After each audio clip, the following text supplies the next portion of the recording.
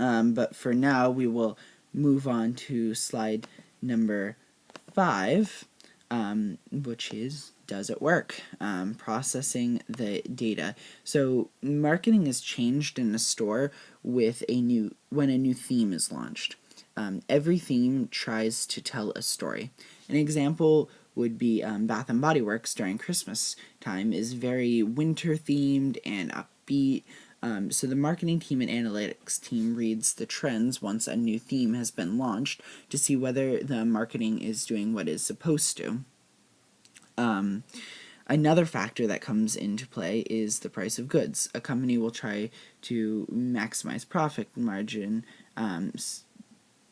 so that they can make the most amount of money while still being able to sell it to the customer, so not creating a price that is wildly outrageous. And this also goes with new marketing because a lot of themes, as they're called, are based around new product launches or limited edition releases. So first they had to test the product with the marketing and the price point to figure out how much a customer would spend for this. What is the price of this to the customer? Now, all of this kind of gets us into the store and how all of it translates to something called conversion.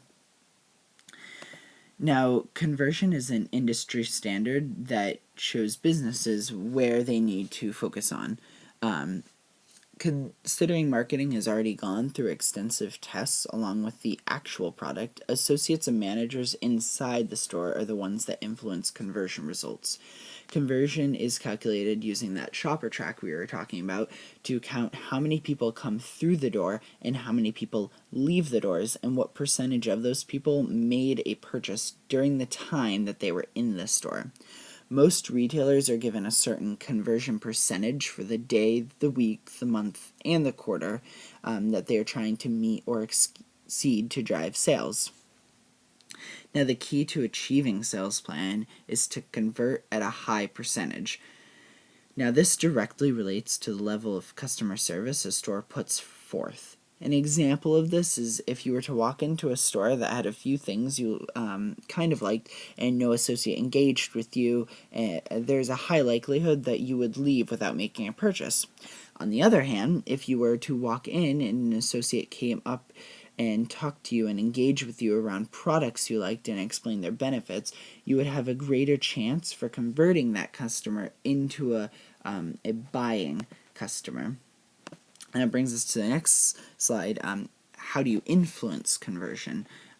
So you influence conversion through something we call behaviors. Behaviors are what you want your associates to be doing on the floor. So conversion is directly influenced by those behaviors, like the ones in the latter half of the example just given.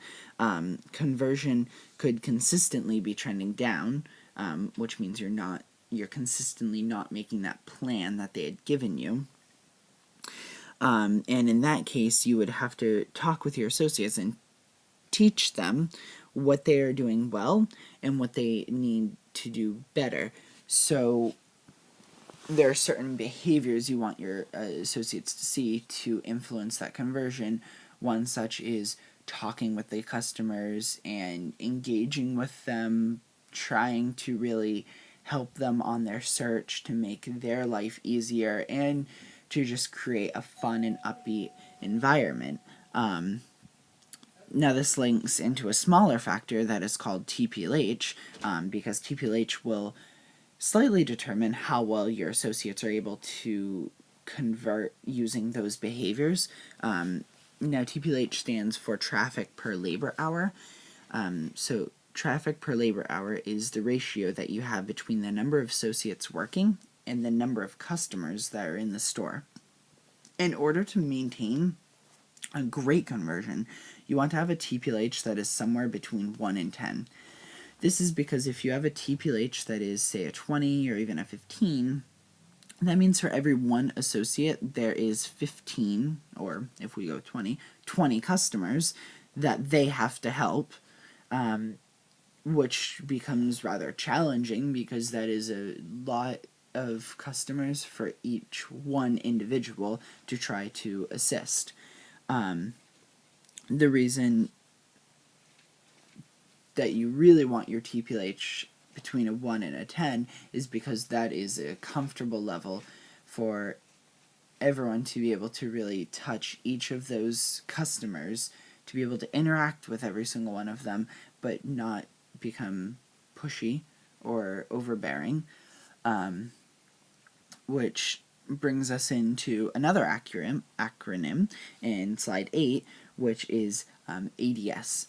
ADS stands for the average dollar per sale. Now this is calculated by adding up every purchase made and then dividing it by the number of purchases made. So a high ADS means that the associates on the sales floor are really exemplifying those good behaviors that you have taught them regarding conversion. If you have a high ADS and a high conversion, then you will always make or beat sales plan, provided that traffic is plentiful and present. Now that brings us on to slide 9, which is UPT. Now, UPT is a partner to ADS. UPT stands for units per transaction, and it's calculated the same way as ADS, but instead it refers to how many units purchasing rather than the dollar amount they are spending.